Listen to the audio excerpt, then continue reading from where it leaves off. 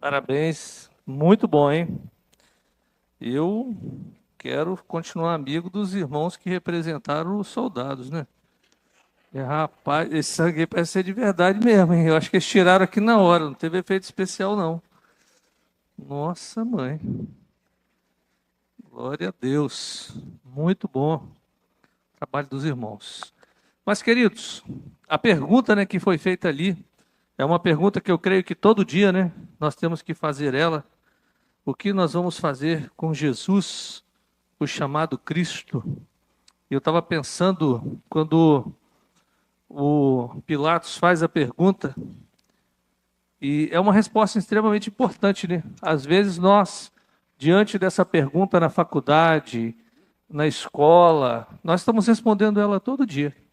Quando você dá o seu testemunho, quando você nega Jesus, às vezes nós negamos a Jesus em coisas muito simples.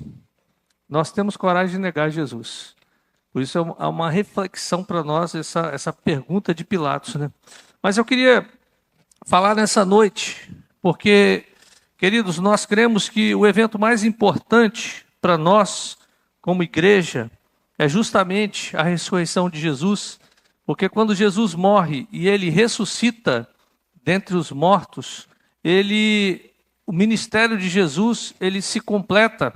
Na cruz ele diz está consumado, ou seja, toda a obra que precisava ser feita foi feita.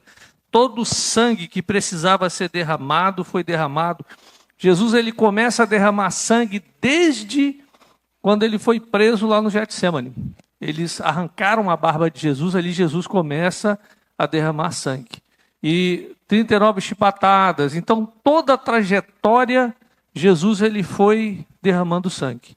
E na cruz, nos últimos momentos, quando a lança traspassa o seu lado, ele derrama as últimas gotas de sangue. Só tinha um pouco de água, porque todo o sangue já tinha acabado. Jesus, ele morre em 6 horas de crucificação. Geralmente, uma pessoa era crucificada, ela levava vários dias para morrer. Ela morria por várias intercorrências, né? Pela febre, pelas as infecções, porque ela ficava pendurada. Mas Jesus ele morre muito rápido, justamente porque o seu sangue já não estava mais dentro do seu corpo. Porque todo o sangue que precisava foi derramado. Não precisa de limpar, não, minha irmã. Depois a gente limpa, fica tranquila. Isso aqui é um teatro eficiente, né? Não, precisa, depois a gente limpa isso aí, pode ficar tranquila. Se não sair, a gente passa a tinta de novo em cima. Pode ficar tranquilo. Amém? Mas vamos para 1 Pedro, capítulo 1, de 18 a 19.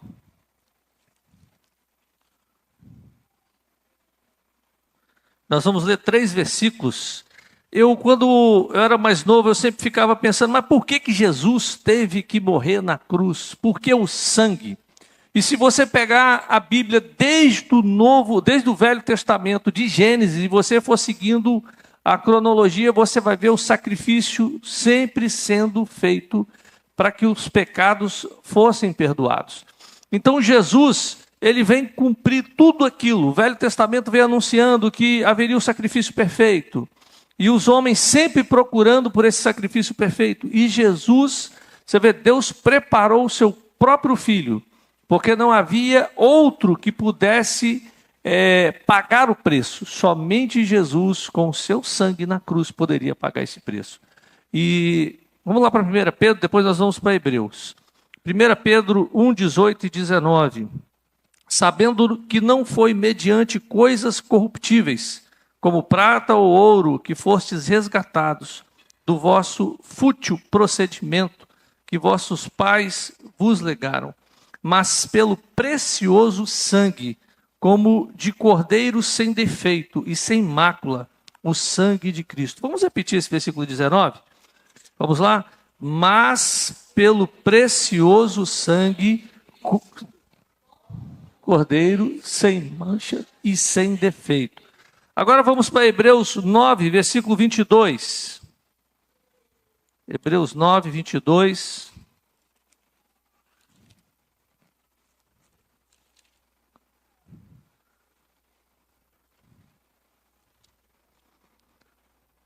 A palavra de Deus diz assim: com efeito, quase todas as coisas, segundo a lei, se purificam com sangue, e sem derramamento de sangue não há remissão. Levítico 17, versículo 11. Só para você entender a importância do sacrifício da cruz. Levítico 17, 11. Diz assim: porque a vida da carne está no sangue.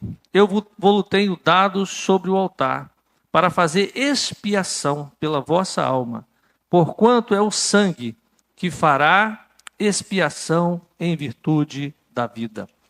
Queridos, o apóstolo Pedro, né, ele usa esse versículo que nós lemos para justamente descrever o sangue de Jesus, ou seja, não foi com coisas corruptíveis, como prata ou ouro que vocês foram resgatados, mas com o precioso sangue de Cristo, como de um cordeiro imaculado e incontaminado, ou seja, de um valor extremamente alto.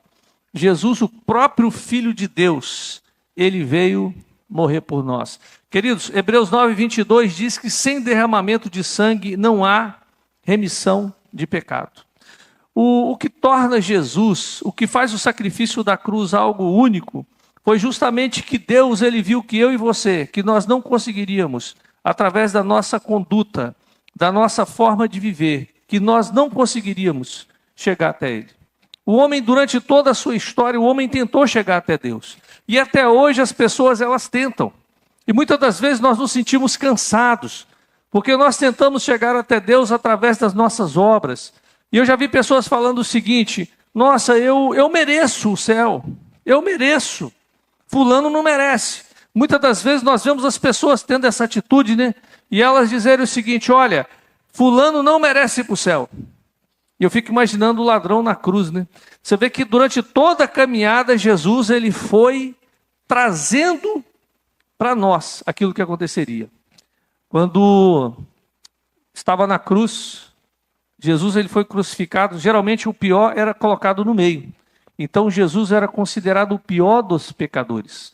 E para você ter uma ideia, as pessoas que eram levadas até a cruz eram pessoas que tinham cometido crimes hediondos, porque elas ficavam expostas para que as pessoas passassem e maltratassem essas pessoas.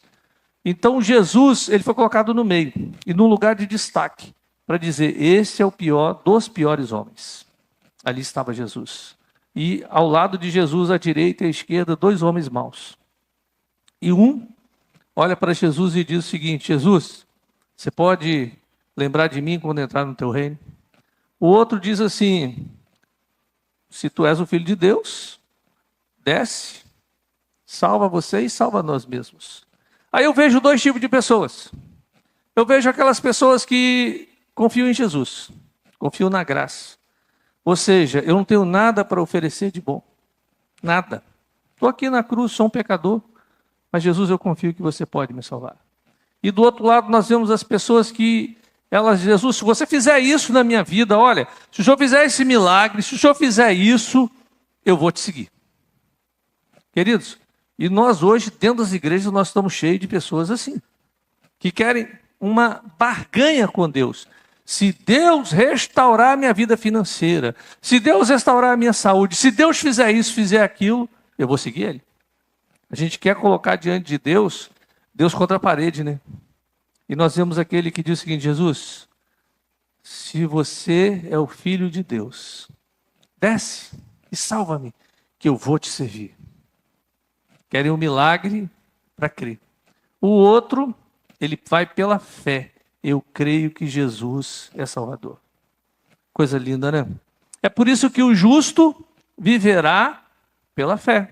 É por isso que nós cremos que a salvação, ela é exclusivamente por Jesus. Queridos, é por isso que nós, como igreja, nós só cremos na Bíblia. Nós não cremos em mais nada. Porque se eu tiver que fazer qualquer coisa para ser salvo, não é graça. Agora, quando Jesus fez, mesmo sendo o pior dos pecadores, Jesus vira para aquele homem e diz: hoje mesmo estarás comigo no paraíso. Quando eu leio esse texto, eu vejo o seguinte: olha, não importa quem eu sou, importa quem é Jesus. Não importa o que você fez, porque tem pessoas que ficam com medo de dormir. Se eu dormir hoje, eu vou para o céu ou vou para o inferno? Se eu morrer, para onde eu vou? E aí vive uma vida sem esperança, uma vida de depressão, de ansiedade, de medo, de culpa. Agora, quem crê no sacrifício de Jesus, deita e dorme tranquilamente, porque sabe que quer morramos ou vivamos, nós somos do Senhor. Nós cremos no que a Bíblia diz. O apóstolo Paulo, falando sobre a graça, ela diz justamente que é algo que nós não merecemos. Quando eu olho e vejo a representação do sacrifício de Jesus, eu vejo algo que foi uma decisão de Jesus. Ele decidiu fazer isso por nós. E as últimas palavras de Jesus, uma delas foi: Pai, perdoa-lhes. Eu fico imaginando naquela multidão que estava ali, estavam pessoas que Jesus curou. E às vezes nós não temos coragem de perdoar, né? Porque a gente fala: poxa, eu ajudei fulano, fiz tanto por ele, e agora ele está ali me maltratando. E a gente vê Jesus olhando para os seus algozes.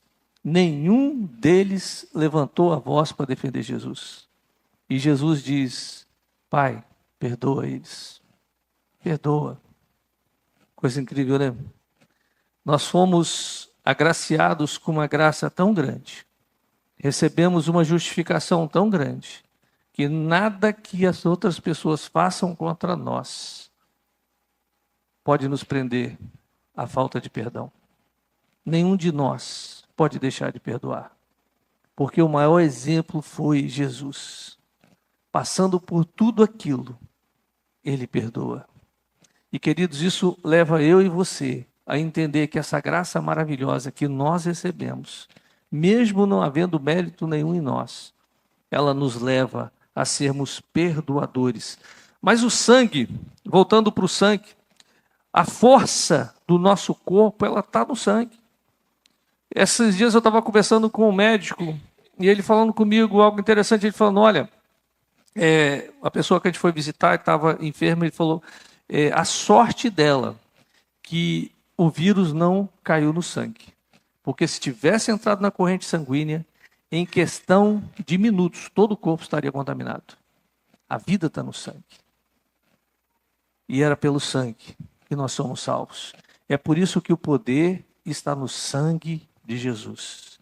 Poder para perdoar pecados, poder para nos redimir, poder para nos salvar. É por isso, queridos, que nós não podemos esquecer essa mensagem. Antigamente a igreja cantava, né? Há poder, força sem igual, só no sangue de Jesus. Canto bem, tá vendo? Dá para ir pro louvor. Mas com o tempo as pessoas pararam de cantar isso. Eu lembro, quando eu era criança, a gente estava na igreja, e eu era bem pequeno, sentado nas primeiras cadeiras, ali em Goiabeiras, e pastor Carlos Rubens, que para mim sempre foi um modelo de pastor, né? Sempre ele vem aqui pregar, e alguma surpresa para mim.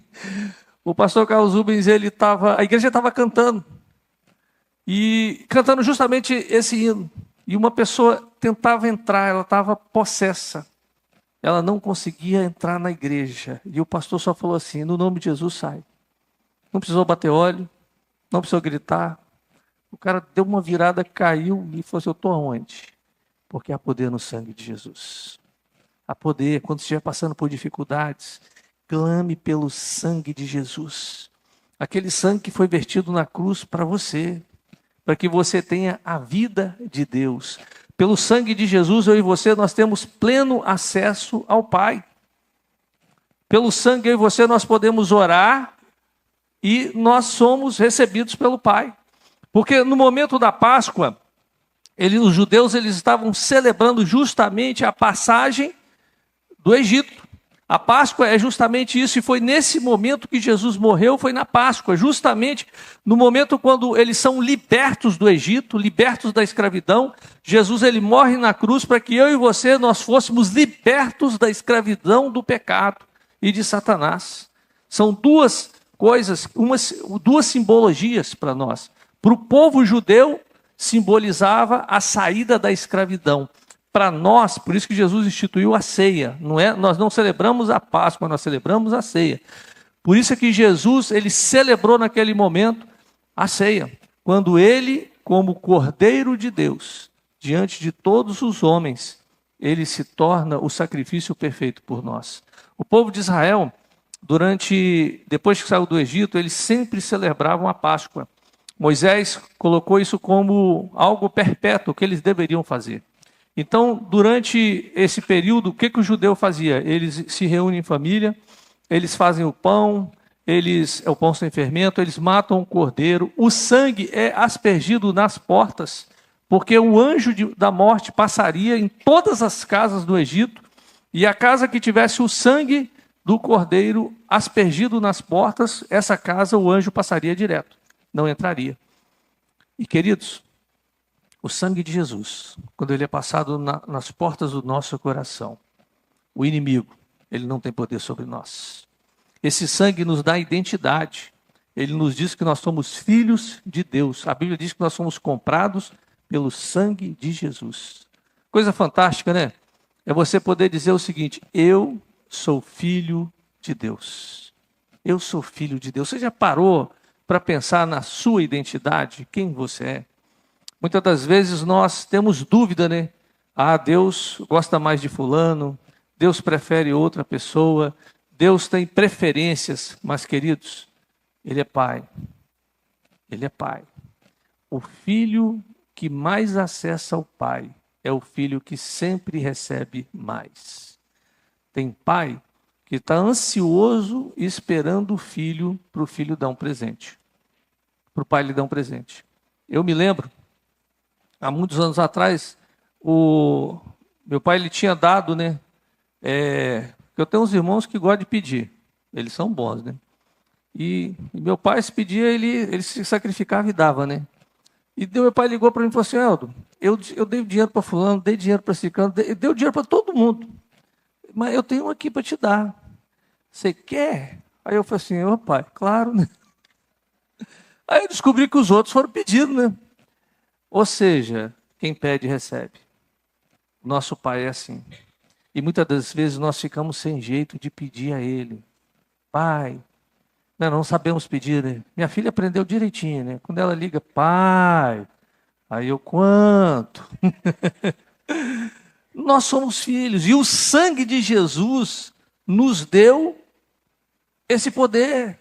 Quando você ajoelha ou quando você ora, quando você pede, as portas se abrem.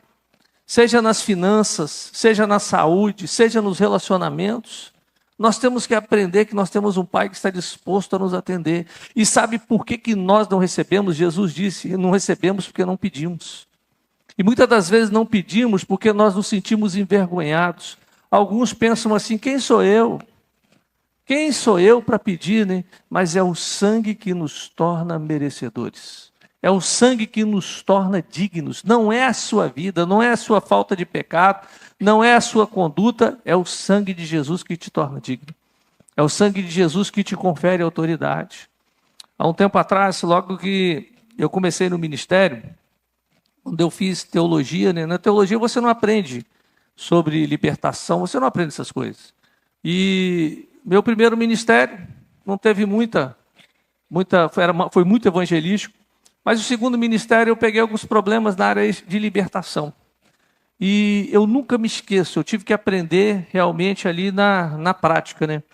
Nas vezes que a gente ia num terreno de macumba para trabalhar libertação com aquelas pessoas, e as pessoas estavam se convertendo. Na nossa igreja a gente teve uma irmã, ela era mãe de santo, e ela se converteu, e essa mulher ela começou a evangelizar. E ela ia, evangelizava, e ela: pastor, fulano está pronto, vem. Aí quando eu chegava, o capeta manifestava, o negócio ficava difícil, gente. Primeira vez eu regalei o olho e falei assim: meu Deus. Aí um irmãozinho, ele falava o seguinte: pastor, é só clamar pelo sangue de Jesus. E eu lembro a primeira vez que a gente foi expulsar um demônio, eu estou ali, botei a mão e estou orando, e no nome de Jesus, olha ele, No nome de Jesus, pelo sangue de Jesus, sai. O cara, opa, esse negócio do sangue, isso funciona. Aí eu passei só no sangue. Porque há poder no sangue de Jesus. E o inimigo, ele não quer que você saiba disso. Ele não quer que você saiba do poder que está sobre a sua vida. Ele não quer. Essa irmãzinha, ela se converteu e foi interessante que a conversão dela marcou muito o nosso ministério, foi um divisor nessa área. E ela tinha uma fé, porque ela falou: pastor, você sabe o que me levou aquele dia a entrar naquele culto que você estava pregando, lá na casa da minha sobrinha? O que me levou foi que durante vários dias eu estava tentando, fazendo um trabalho contra uma pessoa, e tudo que eu fazia de oferenda não dava certo. E eu perguntei para a entidade, por quê? E a entidade disse o seguinte: aquela ali eu não posso tocar.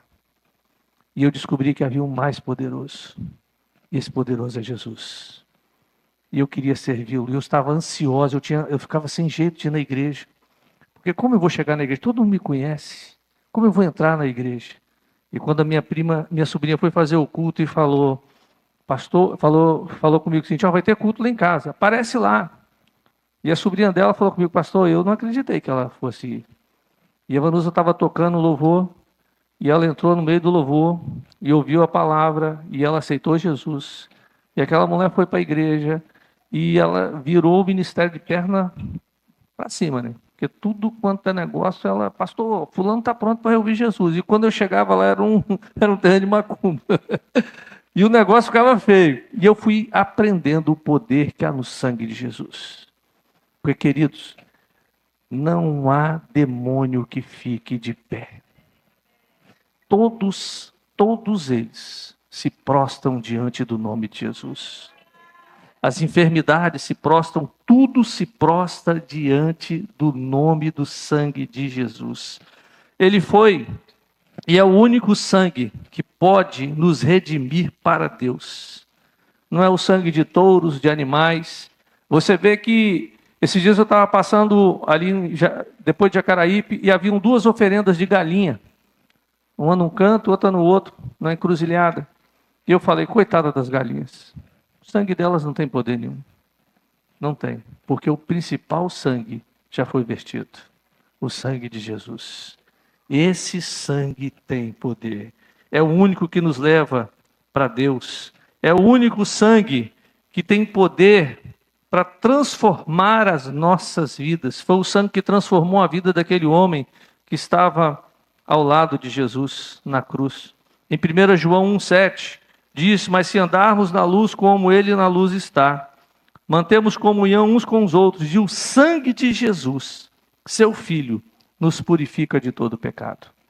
Eu conheço pessoas que viviam escravizadas ao pecado, à prostituição, ao adultério, vários tipos de pecado, e clamaram pelo sangue de Jesus e foram libertas. Porque só o sangue de Jesus pode purificar as nossas mentes. Só Ele pode retirar a rasgada. Você imagina, você viveu uma vida ou vive uma vida de pecados. E quando você confessa seu pecado diante do Senhor e recebe Jesus como seu Senhor e Salvador, você se arrepende de seus pecados. Jesus, ele simplesmente pega todos os seus pecados e ele rasga. Porque o diabo, ele é o acusador. Ele é o acusador.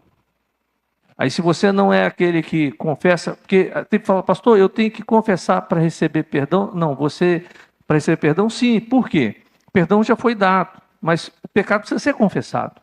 Todo pecado confessado, o perdão já foi entregue. Jesus, ele nos perdoou dos pecados passados, presentes e futuros, mas eu tenho que confessar. É por isso que a oração do cristão não é 10 minutos, ou 10 segundos. Pecado tem nome, pecado tem identidade, né? Roubou de quem? Quanto? Aonde? Às vezes a gente fala assim: me perdoa porque eu fiz isso. Não, mas esse pecado tem que ser colocado diante do Pai, e ele é riscado. A Bíblia diz que dos nossos pecados ele não se lembra mais. Hebreus 13:12 diz que por isso também Jesus, para santificar o povo pelo seu próprio sangue. O sangue de Jesus nos torna santos. Coisa fantástica, né? ele traz, como diz Colossenses 1:20, e tendo feito a paz pelo sangue da sua cruz, por meio dele reconciliou consigo mesmo todas as coisas, nos dá paz. Um mundo que não tem paz, mas quem recebeu Jesus como Senhor e Salvador, vive em paz. Coisa fantástica, né? No meio de tanta turbulência, você tem paz. E quando nós paramos para resumir tudo isso, o que o sangue faz por mim e por você? Primeiro, ele nos leva para Deus. Você agora é propriedade de Jesus. Você passa a ser filho de Deus. Você passa a ter acesso a todos os benefícios que Deus tem para você. Nós recebemos quando nós pedimos. Por isso que no discipulado nós batemos muito na tecla da oração. Gente, tem pessoas que não estão recebendo porque não têm orado, não têm a prática de oração. A coisa mais importante para o cristão é o devocional. A coisa mais importante para qualquer um de nós é o nosso devocional. E o diabo tem nos afastado desse livro. Ele colocou tanta coisa, né? Deus colocou a Bíblia até dentro do celular. Deus colocou. Tem Bíblia em todas as línguas, todos os formatos, no celular. Onde você quiser tem Bíblia. Mas o diabo colocou 1001 entretenimento. Aí você fica ali, ó, só, o dia inteiro. Em vez de estar passando as páginas da Bíblia, né, só lendo. Não está. Aí você deixa de receber os benefícios do sangue. Experimenta, tira um mês de leitura da palavra e oração. Coloca a sua lista de pedido diante de Jesus e começa a orar todo dia. Você vai ver que essa lista começa a diminuir. Você vai ver Deus fazendo milagres fantásticos na sua vida. O segredo dos maiores homens é o devocional. É a leitura da Bíblia. E o diabo faz de tudo para que eu e você, nós não leiamos a Bíblia. Pastor, mas eu tenho dificuldade de leitura. Lá no YouTube você coloca lá, ó, Evangelho de Mateus. Tchum! Vai ler para você o dia inteiro. 2 horas ouvindo Mateus. Não há desculpa para você se aproximar da palavra. Você vai receber os benefícios do sangue através de conhecer quem é o dono do sangue. Amém? E queridos, Apocalipse 12:11. Eles o venceram pelo sangue do Cordeiro e pela palavra do seu testemunho. A sua história está escrita na Bíblia. Sabia disso? É uma história de vencedor. Na Bíblia não fala que nós somos derrotados. Na Bíblia não fala que nós somos um povo que perdeu. Mas a Bíblia diz que nós já vencemos. Você crê nisso? E é pelo sangue que nós vencemos. E quando você lê o capítulo 12 de Apocalipse, você vai ver que essa vitória é sobre o inimigo das nossas almas. Nós vencemos o inimigo pelo sangue de Jesus. Se ele está tentando tirar